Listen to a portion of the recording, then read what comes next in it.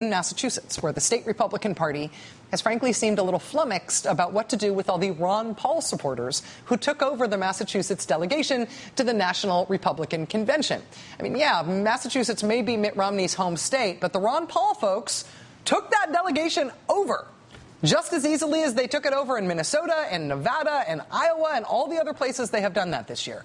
The Ron Paul takeover in Massachusetts kind of ruined Republican Party plans. I mean, they're really excited to have one of their own as the party's presidential nominee. The state's Republican leaders in Massachusetts wanted to send as their delegation this big group of big shots and candidates and former elected officials on to Tampa, cheering on the former Massachusetts governor Mitt Romney. But those plans went all pear-shaped when it came time to actually choose the Massachusetts delegates, because it was the Ron Paul disciples who actually showed up and did the work and got the votes and won the slots.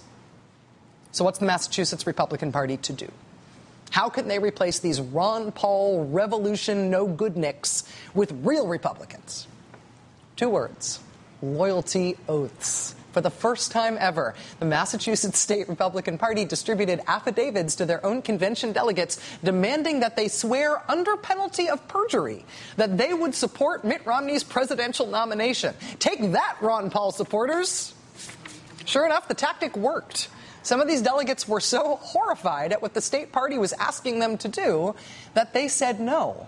And that was how the state Republican Party cut some of the Ron Paul folks out of the state delegation, by using a pledge of allegiance to Mitt Romney. According to the Boston Globe, quote, an affidavit is never mentioned in the Republican Party's rules for selecting delegates and has never been required of delegates in the past.